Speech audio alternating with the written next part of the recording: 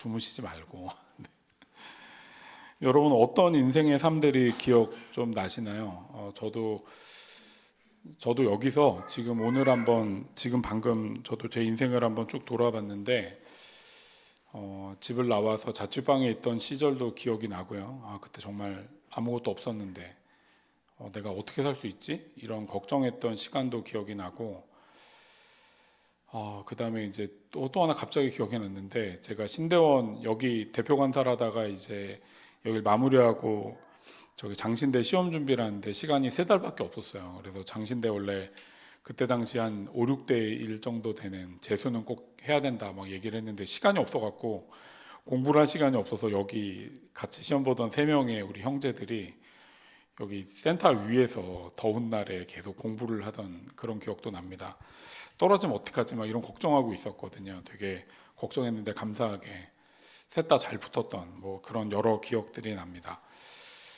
하나님이 우리의 삶을 이렇게 인도하셨던 것을 우리는 기독교적 용어로 섭리라고 얘기합니다. 그러니까 우리는 섭리로 인도되는 삶을 살아가고 있는 거고요. 그런데 오늘 본문의 이야기는 실제로는 간단히 얘기하면 그냥 북이스라엘 왕들이 하나님을 따르지 않았던 왕들이 지네 마음대로 살다가 죽었던 이야기. 저는 이것을 오늘 제목으로 삼았는데 악인의 설화라고 생각합니다. 악인들의 이야기. 우리는 악인들의 이야기가 있으면 그 반대편에 선한 사람들의 이야기가 있다고 생각하거든요. 그런데 기독교는 그렇지 않습니다. 기독교에서 악인은 악한 일을 행했기 때문만이 아니라 하나님을 따르지 않아서 하나님의 길에 들어서 있지 않은 모든 사람을 이야기합니다.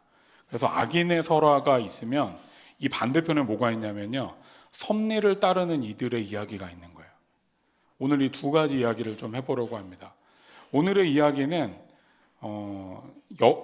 정말 그냥 너무 당연하게 그냥 악인들의 이야기입니다. 이 사람들은 하나님을 찾은 적도 없고, 아니 중립에 서 있던 것만도 문제인데 그것만이 아니라 아예 그냥 저 끝으로 가서 우상을 숭배하고 백성들을 우상으로 섬기게 했던 이들의 이야기.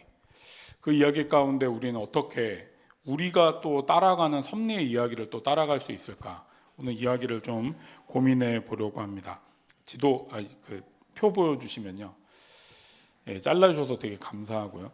저희가 지금 어디까지 왔냐면 여기 다윗 솔로몬 얘기하고 르호보암 여로보암이 나눠진 것까지 얘기했다가 저번에 이제 르호보암 얘기했었죠. 그러다가 이제 아사 이야기를 지난번에 했었고요. 지금 어디로 넘어오냐면 저번에 한번 얘기했던 거 기억하실지 모르겠습니다. 여로보암이 자기 아이가 죽을 것에 대해서 이제 선지자에게 물었다가 아내를 보냈죠. 그리고 그 아들이 죽고 또 다른 아들이었던 나답이 왕이 됩니다. 그런데 이 나답이 왕이 된 지 얼마 지나지 않아 바하사가 이 나답을 죽이고 왕이 됩니다. 바하사의 아들이었던 엘라까지 왕이 되었는데 엘라가 술을 먹고 취해 있는 사이에 시므리가 이 엘라를 죽이게 됩니다. 그러니까 왕이 계속 바뀌고 있는 거죠. 여기는 더 이상 뭐 다윗의 계보 이것과는 아무 상관이 없고요. 이 시므리가 7일 동안 왕이 됩니다. 이 수도에 있었던 사람이었는데 오므리는 이 군대 장관이어서 이렇게 다른 나라를 침략하러 나가 있었다가 이 얘기를 듣고 백성들이 오므리를 옹유하는 바람에 이제 시므리를 죽이고 이제 죽이려고 오는데 시므리가 자살하고 오므리가 이제 왕이 됩니다. 이 오므리가 죽은 다음에 아들이었던 아합 이야기, 아합은 다 아시죠? 아합과 엘리야 이야기, 그 사람이 아합이고요. 오늘은 이제 거의 한 요 정도 묶어서 거의 오므리 얘기까지도 한 요 정도 얘기, 한 여기 3, 4, 5, 6번 왕까지 이야기가 오늘 왕들의 이야기입니다. 이 왕들의 이야기는 여지없이 다 악한 이들의 이야기입니다. 다 아시겠지만 여로보암의 다른 아들이었던 나답이 왕이 되었지만 얼마 후 반란이 일어나 바하사가 왕이 됩니다. 그런데 이 바하사도 너무 악했기 때문에 뭐라고 얘기하냐면 예후를 보내 2절과 3절에 이렇게 얘기합니다. 말씀 보여주시면요. 나는 너를 먼지 속에 이끌어내어 내 백성 이스라엘의 통치자로 삼았다. 그런데 너는 여로보암과 같은 길을 걸어 내 백성 이스라엘로 하여금 죄를 짓게 하고 그 죄 때문에 분노를 사는구나. 내가 바하사와 그의 가문을 쓸어버리겠다. 그리하여 내 가문을 느바세 아들 여로보암의 가문처럼 만들겠다. 사실은 이 바하사가 죽였던 이 여로보암의 가문도 실제로는 죄를 졌기 때문에 하나님께 혼나거든요. 너 이러면 죽어라고 얘기하시는데 말을 안 들어서 실제로 바하사가 여로보암의 가문을 다 깨부쉈어요. 하나님 말씀대로 되었죠. 그런데 그 말씀을 들었던 이 바하사는 이 얘기를 듣고도 돌이키거나 자기의 생각이나 마음을 돌이키지 않습니다. 그래서 그도 있잖아요. 그의 아들이었던 엘라가 북이스라엘을 다스린 지 2년 만에 시므리라는 사람의 술 먹고 취해 있다가 시므리라는 사람이 수도 그 궁궐 내에서 반란을 일으켜서 이 엘라를 죽이고 왕이 되었다는 이야기가 여기 나오게 됩니다. 여로보암, 나답, 바하사, 엘라, 시므리 이렇게 이어진 왕들의 계보 가운데 진리도 없고 정의도 없고 의리도 없습니다. 그냥 아무것도 없어요. 그냥 힘이 있으면 내가 왕이 될 수만 있다면 그 기회를 찾아 왕이 되려고 하는 악한 인물, 하나님을 따르거나 이들이 하나님을 믿었던 백성이 맞아? 라는 생각이 들 만큼 이들의 삶에는 그런 주님을 따르는 모습이 하나도 없습니다. 저는 이 말씀이 있잖아요. 되게 이게 묵상을 해보다가 뭘 알게 되게 중요한 이야기구나, 이 이야기가. 이 이야기에 나오는 인물들은 실제로 우리가 따라가거나 뭐 배워야 될 인물은 하나도 아니지만 이 이야기가 사실은 우리에게도 되게 중요한 의미를 주고 있다는 생각을 해보게 되었습니다.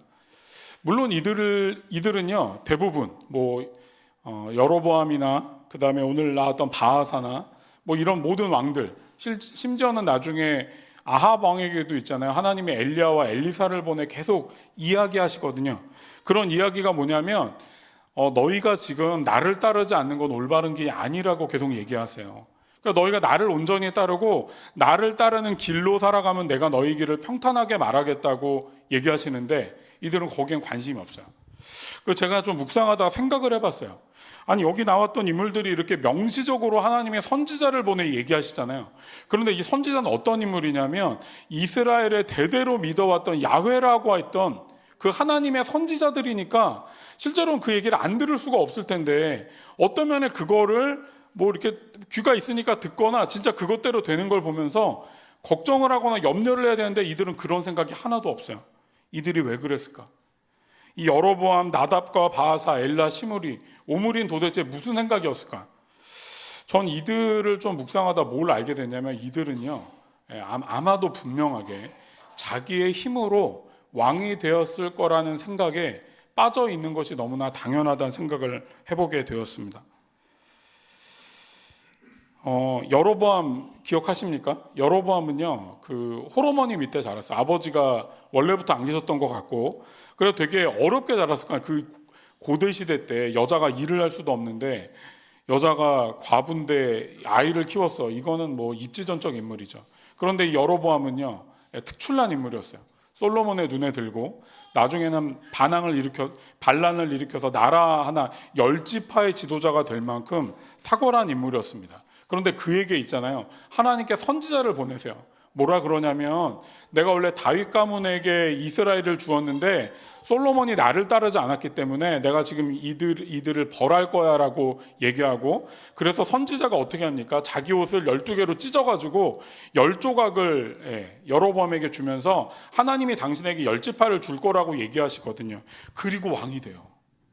그리고 왕이 되는데 이 여로보암의 통치 이력을 보게 되면요, 그가 하나님의 어떤 뭐 다스림, 하나님의 말씀을 신경 썼다는 그런 조차 얘기가 하나도 없어요. 그러면 이 여로보암 뭘 믿었을까? 자기의 입지전적인 능력을 믿었음에 틀림이 없어요. 그냥 자기가 탁월했으니까. 자기는 어릴 때부터 탁월했고 엄마가 힘들게 날 키웠는데 난 이렇게 성공적으로 살아왔던 자기의 입지전적인 힘을 믿었을 겁니다. 바하사는 어땠을까요? 그 여로보암의 아들을 죽였던 바하사는 어땠을까요?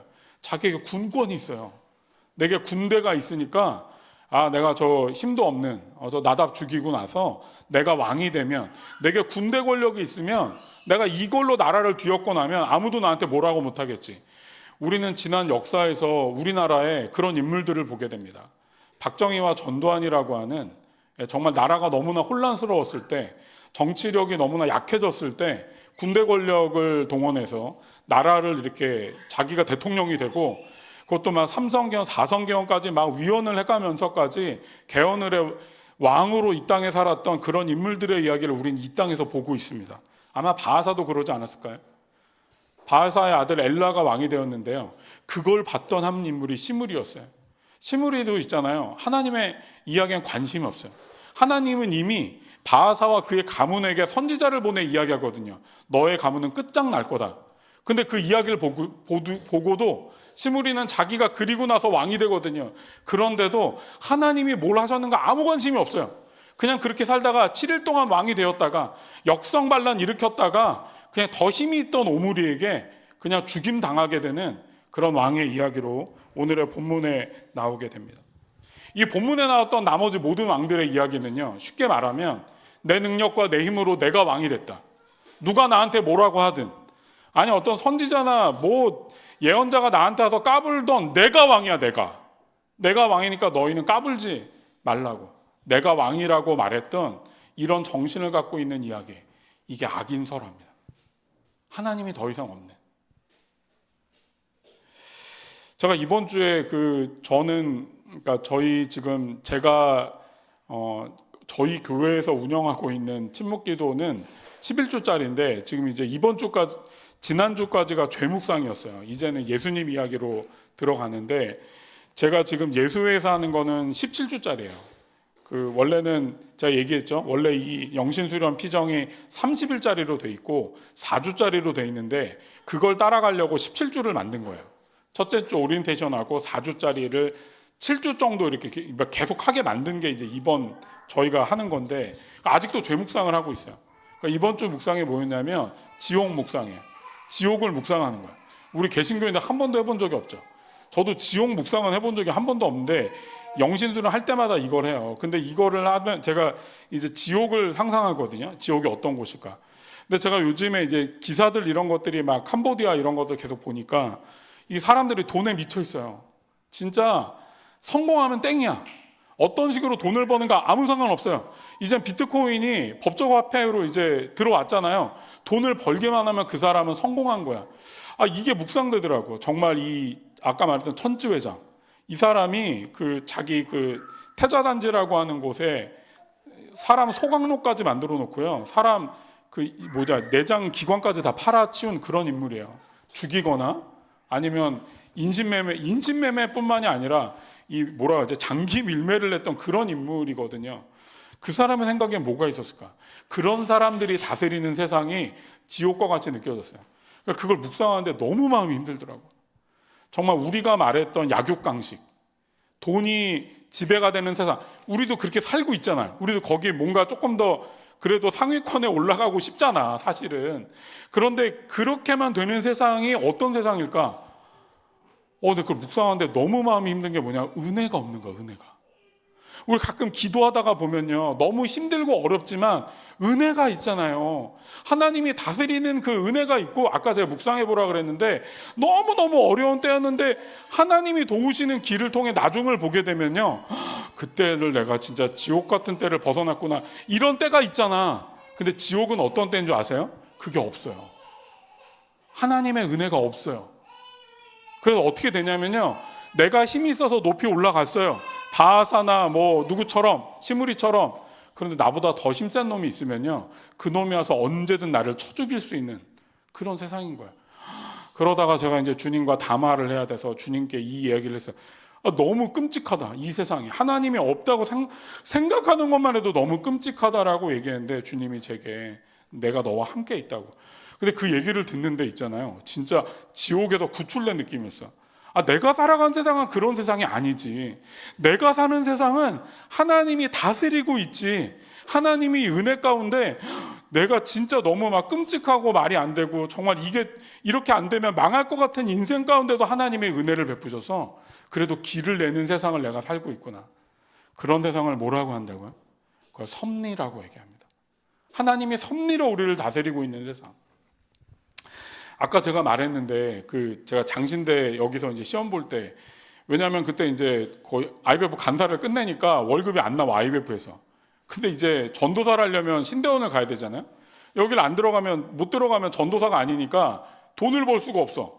그래서 신대원 안 들어가면 망하는 인생이라 진짜 하나님께 매일 기도하면서 신대원 준비를 했는데, 제 후배 중에는요 그게 안 된 친구가 있어요. 여러분 다 뭐 이름을 얘기하진 않겠어요.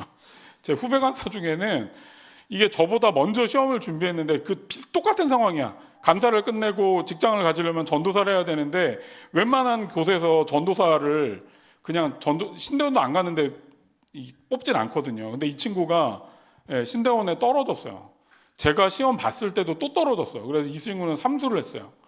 그래서 제가 나중에 신대원에 붙고 나서 좀 이 친구랑 대화를 나눌 일이 있었는데, 제가 이 친구 말이 아직도 기억이 나. 재윤아, 저랑 동갑인 친구인데, 재윤아, 근데 내가 신대원 떨어지면 나도 진짜 떨어지고 진짜 하늘이 너무 깜깜하고 모든 게 막 다 끝날 줄 알았는데 신대원에 떨어지고 전도사가 된 거야. 그 돈을 벌게 됐어. 그 교회에서 하면서 신대원 준비를 또 했는데 또 떨어졌어. 야, 어땠냐 그랬더니 진짜 죽고 싶었다고. 아내도 있고 막 상황이 막 결혼도 했고 막 이런데 이거 나 진짜 미치겠다. 그래도 아내가 돈을 좀 벌어서 자기 좀 괜찮았는데 어쨌든 죽을 뻔했다. 그런데 하나님이 거기서도 길을 내시더라. 이게 섭리입니다. 섭리. 이 악인들은 있잖아요, 자기 계획이 틀리면 죽는 거예요. 역성혁명을 자기 힘대로 했는데 그게 틀리면 죽는 거예요. 그 틀리면 그러니까 얘네 목숨 걸고 하는 거예요. 지금 시므리도 역성혁명 일으켜서 왕이 됐는데, 저기 오므리가 자기보다 더 세력이 크잖아. 얘가 내 말을 안 들어서 나를 쳐. 그럼 내가 죽는 거예요. 얘네는 이게 끝인데 우린 그 끝이 아니에요. 우리에게 뭐가 있어요? 우리가 정말 어떤 면에서 바보같이 너무나 어리석게도 이 세상 사람들이 똑같이 가는 이런 길로 가지 않는 이유는 뭐냐면 우린 섭리가 있기 때문에 그래요. 하나님이 어디선가 다스리고 있어요.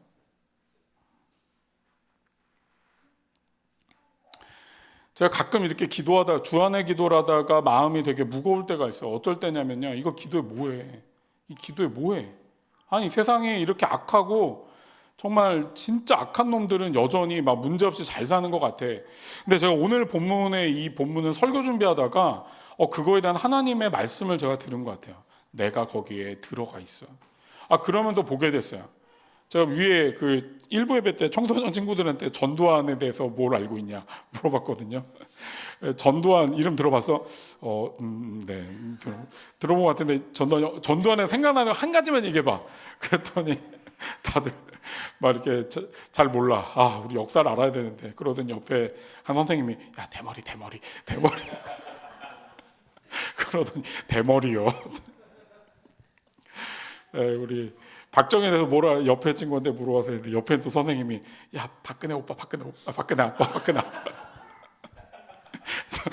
그렇구나. 얘네가 이렇게 알고 있구나.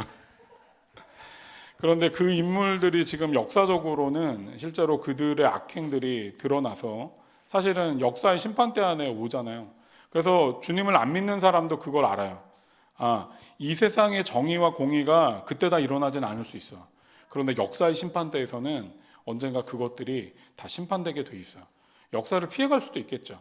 천주그룹의 이 나쁜 놈이 어떻게 끝날지 제가 나중에 소식 보면 또 알려드릴 텐데, 이 천주그룹의 나쁜 놈도 이렇게 해서 돈으로 지금은 끝났어 거의. 왜냐하면 이 미국과 영국 같은 데가 얘 재산을 동결하기로 했고, 지금 나라에서도 얘네가 은행을 소유하고 있거든요.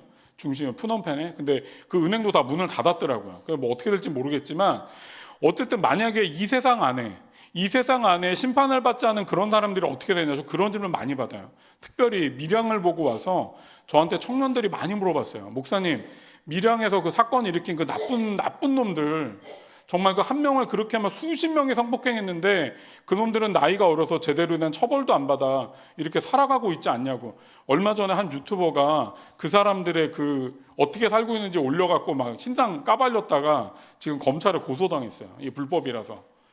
근데 있잖아, 우리가 이런 걸 볼 때마다 그런 생각 들잖아요. 왜 밀양에서 그렇게 악한 일 했던 그런 놈들은 진짜 하늘에 번개가 떨어져서 정말 이렇게 잘못했던 것들에 대한 처벌을 받아야 되지 않냐. 처벌 받습니다, 분명히. 우리가 이 땅에서 처벌이 되지 않으면요, 역사가 처벌을 못 하잖아요. 언젠가 예수께서 다시 오시는 그날 그들은 분명히 처벌받습니다. 이게 우리가 믿는 섭리인 거예요. 우리에게 있잖아요, 로마서 히브리서에서 계속 말하는 거야. 너희가 원수 갚지 말아라. 왜? 너희가 그렇게 되니까 어떻게 원수 갚는 걸 내게 맡기라고 주님이 그렇게 말하시는 거죠. 악한 사람들의 세상은 있잖아요. 자기의 힘으로, 자기의 힘과 능력으로 기회를 보아 살아가는 세상입니다. 그런데 그들이 미끄러지면 어떻게 됩니까? 역사로 그들이 심판받습니다. 그 역사의 심판이 끝나지 않으면 어떻게 될까요? 역사의 심판이 끝나지 않으면 주님이 언젠가 이 땅에 오셔서 그들을 심판하게 될 날이 그렇게 오실 겁니다. 그래서 저는 사실 악인들은요 그렇게 뭐 걱정이 되지 않아요. 왜냐하면 악인들은 악인의 길을 가다가 역사의 심판을 받던가 나중에 하나님의 심판을 받는 거니까. 근데 문제는 우리입니다. 우리. 저는 우리가 참 걱정해요. 우리가 여러분 저를 포함한 거예요. 제가 걱정 안 된다는 얘기가 아니에요. 우리가 걱정합니다. 우리는 어떠냐면요, 잘 될 때는요 내가 한 것 같은 생각이 막, 물론 하나님께 감사하죠. 근데 잘 되고 나면요 내가 한 거라는 생각을 해요. 그런데 안 될 때는요 하나님이 안 도와줬다고 생각해요. 우리의 삶이 어떠냐면, 우리의 삶이 하나님의 섭리를 붙들고 끝까지 가지 않기 때문에 어떠냐면요, 이 중간에 식별하기가 어려워. 이게 영적 분별을 할 때 제일 중요한 게 뭐냐면 삶의 일관성이 있어야 돼요. 그냥 꾸준히 악하면요 그들이 악하다는 것들을 악하다고 말하는 게 어렵지 않아요. 오히려 계속 악하게 살아왔는데 돌이키는 사람은 상담할 때는 어렵지 않습니다. 인정해. 자기가 인정해. 내가 악했어요. 제가 가끔 이렇게 악인들을 상담할 때가 있거든요. 이 사람들, 이 악인들은요 당연하게 인정해. 자기들이 죄인이었다. 내가 잘못했는데 하나님께 돌아가려면 어떻게 되냐고 나한테 물어봐요. 근데 문제는 뭐냐면요, 이걸 엇갈리게 살아가서 있잖아요. 뭐가 옳은지를 모를 때 그게 좀 분별이 어려워요. 어떠냐면 어쩔 땐 하나님을 따라 살아가. 근데 어쩔 때는 악인의 길을 따라 살아가. 그 악인과 섭리의 길이 막 뒤섞여 있어요, 막. 그래서 어떤 게 하나님의 뜻인지를 막 몰라. 이렇게 되는 우리가 문제입니다. 사랑하는 여러분, 하나님이 여러분의 인생을 섭리 안에 인도하고 계세요. 여러분의 인생이요 어렵고 뭐 성공하고 실패하고 아무 일도 없어서 기다릴 그 모든 때 가운데 하나님 분명히 여러분을 인도하고 계세요. 그걸 어떻게 할 수 있습니까? 내 인생을 묵상해 보면 알아요. 여러분 여기 이 자리에 있잖아요. 악인으로 끝나지 않고 여러분이 여전히 이 자리에 있는 것이 어느 순간인가 하나님께서 나를 또 도우셔서, 나는 그때를 몰랐어. 그때 무슨 일이 일어났는지 몰랐어. 근데 돌아보고 나면 내가 여기 있다는, 제가 신대원 때 내가 은혜를 얻었지. 진짜 내 힘으로 한 게 아니야. 내가 예를 들어 그 간사할 때 집을 나왔을 때 하나님 진짜 도우셨지. 그거를 기억하게 돼요. 진짜 막 어려울 때, 막 애가 아플 때 진짜 하나님이 그때 도우셨지, 은혜를 베푸셔서 내가 여기까지 왔지를 기억하게 됩니다. 섭리를 우리가 잊어버리면요 악인 설화를 써가게 됩니다. 그럼 이걸 기억해야 돼요. 여러분은 섭리의 길 안에 걸어가고 계십니까? 하나님 날 지금 인도하고 있어. 내가 그 길이 지금은 잘 몰라. 뭐가 뭔지 모르지만 그래도 하나님의 길을 가서 그 섭리 안에 내가 들어가고 싶어. 이렇게 고백하고 계십니까? 아니면 어쩔 때는 섭리 안에 들어가 있지만 또 어쩔 때는 악인 설화를 막 써내려가면서 어느 길이 옳을지를 몰라 방황하는. 그렇게 얘기하면요 이게 되게 애매합니다. 식별하기가. 진짜 하나님이 어떻게 일하셨지? 이게 뭐가 문제지? 이런 걸 알아내기가 되게 어렵습니다. 사랑하는 주안의 교회 성도 여러분, 하나님의 섭리가 여러분 안에 여러분을 인도하고 있습니다. 우린 가끔 욕심도 있고 고집도 있고 내 계획도 있어요. 막 무너져 내려갈 때도 있어요. 그런데 다시 하나님의 섭리를 바라보며 그 길을 걸어가면 좋겠습니다. 우리가 생각하는, 우리가 무언가를 우선시하던 간에 그 설화의 끝이 뭔지 아십니까? 여러분보다 더 위대한 누군가가 나타나 여러분을 뭉개버릴 수 있어요. 근데 우리가 믿는 건 뭐예요? 우리가 이렇게 약자로 살아가고 아무것도 아닌 것처럼 살아가지만 이 안에 하나님께서 날 어떻게 인도하셔서 날 붙들고 계실까? 그걸 바라보며 살아갈 때 우리가 이 믿음의 길을 걸어갈 수 있습니다. 그래서 저는 여러분에게 좀 이걸 한 가지로 표현하자면 신앙적 지향을 잊어버리면 안 됩니다. 하나님을 향한 이 바라보는 걸 지향한다 그러거든요. 뜻을 세우고 방향을 정하는 거예요. 그 지향을 잊어버리면 안 돼요. 여러분이 죄를 짓고 연약할 수 있는데 하나님이 날 다스리고 있지를 매일마다 바라보면서 정신을 차려야 됩니다. 그러기 위해 우리 두 가지 정도 여러분께 좀 얘기하려고 합니다. 첫 번째는 제가 써놨는데요. 하나님을 향한 신앙적 지향이 우리에게 필요합니다. 이걸요 매일매일 해야 돼요. 왜냐하면 우리가 매일매일 마음이 막 무너지고 달라지고 막 이렇게 왔다 갔다 하니까 신앙적 지향을 위해 첫 번째로 여러분께 계속 부탁드리는 건 나를 돌아봐야 돼요. 내 마음이 어떻지? 난 지금 어떤 생각으로 살아가고 있지? 난 지금 진짜 어떨까? 그리고 제가 이거 한 가지 얘기하려고 하는데 저희 딸이 우리 아내랑 얘기를 하는 거야. 딸이 없어가지고 오늘 다행히 그 청소년들 녹색 주방장이었나? 애들이 막 웃더라고. 이런 녹색 요리사. 근데 갑자기 애들이 막 약간 비웃는 거야. 그러니까 우리 아내가 녹색 셰프로 바꿔야 되나? 막 이러고. 이게 단어 중요합니다. 요즘 셰프가 중요한데. 그래서 우리 청년들이 위에 올라가서 지금 보조교사 하고 있어요. 그래서 1부 예배 드리고 지금 오늘 토마토 마리네이드인가 만들고 있습니다. 애가 없어서 오늘 얘기해야 되겠다 막 생각했는데 우리 딸이 엄마한테 막 얘기를 하는 거야. 엄마, 아빠가 지난주 설교를 듣고 아빠가 그거 나한테 얘기한 거야? 내가 이 얘기를 듣고 진짜 화들짝 놀랐어요. 정말 1도 내가 누구를 대상으로 설교한 적이 한 번도 없는데도 불구하고 우리 딸도 이렇게 생각을 할 수 있구나. 그래서 다시 한번 제가 설교를 할 때마다 조심합니다. 누군가를 염두에 두고 표적 설교하지 않는다. 만약에 그렇게 느끼셨다 저를 찾아와서 괴롭혀 주세요. 내가 아니라고 내가 할 테니까. 우리 딸 때문에 깜짝 놀랐습니다. 누워서 이렇게 핸드폰 보고 이렇게 자려고 하고 있는데 우리 딸이 엄마 아빠가 지난주 설교한 거 그거 나 때문이야? 그거 내 얘기야?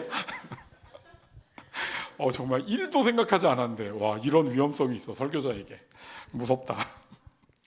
어쨌든 이렇게 처음에 우리가 내 자신을 먼저 하나님을 지향하기 위해 내가 어떤지를 돌아봐야 됩니다. 요즘 내 마음은 어떻지? 저는 그래서 요즘에 자기 전에요 잠시 이렇게 누워서 5분에서 10분 정도 양심 성찰을 합니다. 한번 해보시면 좋겠어요. 양심 성찰은 간단한데요. 이게 뭐냐면 하나님과 함께 오늘 하루의 나를 돌아보는 거예요.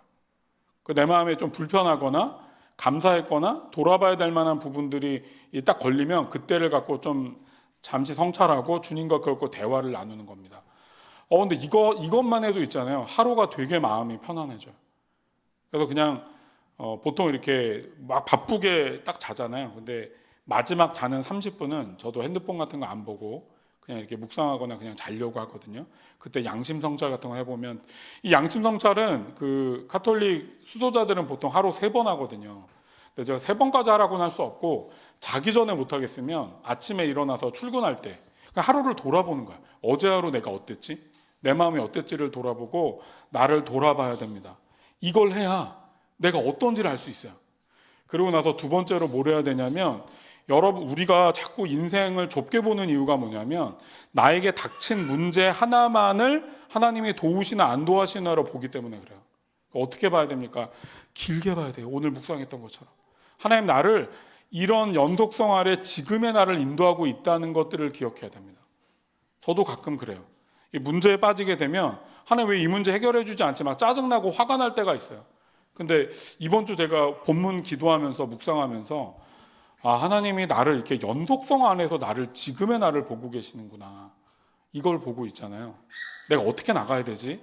이걸 고민할 수 있습니다. 악인들은 악인들의 이야기를 써내려 갈 겁니다. 그런데 섭리 안에 있는 사람은요, 섭리의 이야기를 써내려 갈 수 있습니다. 마지막 인물인 오므리 얘기는 간단하게 하겠습니다. 25절인데요. 오므리가 주님께서 보시기에 악한 일을 하였는데 그 일의 악한 정도는 그의 이전에 있던 왕들보다 더 심하였다. 그는 있잖아요. 악인의 길을 돌이키지 않고요. 더 악하게 나아갑니다. 근데 재밌는 게 뭐냐면 저번에 얘기했죠. 북이스라엘 역사 가운데 이 북이스라엘을 중흥으로 이끌었던 왕이 누구냐? 오므리예요.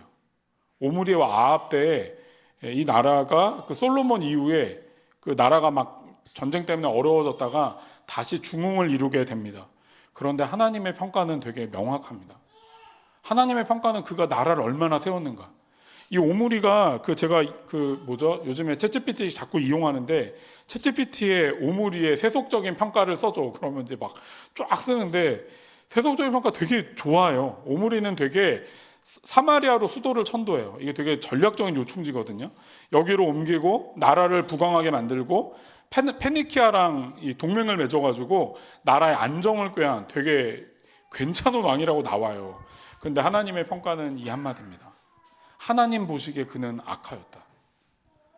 그는요 심판을 받고 죽지 않습니다. 그런데 언젠가 주님이 다시 오시게 될 때 그분의 심판 아래 그는 놓이게 될 것입니다. 그러나 우리는 지금은 우리가 아무것도 아닌 것처럼 보여도 정직하고 바르게 정의와 공의를 행하고 주님을 우리의 주인으로 모시고 살아갈 때 손해볼 일도 있겠지만 하나님이 우리를 그 섭리 안에 인도하셔서 우리를 붙드시고 계신다는 걸 우리가 잊지 않으면 좋겠습니다. 우리 같이 마지막으로 좀 기도하기 전에 잠시 묵상해 볼까요? 우리 아까도 했지만 설교를 듣고 한 번 더 하나님 날 지금까지 어떻게 인도하셨을까? 하나님께서 지금까지 나의 삶을 어떻게 인도하셨을까? 하나님 나를 어떻게 여기까지 이끌어 오셨을까? 한번 우리 잠시 침묵으로 돌아보면 좋겠습니다.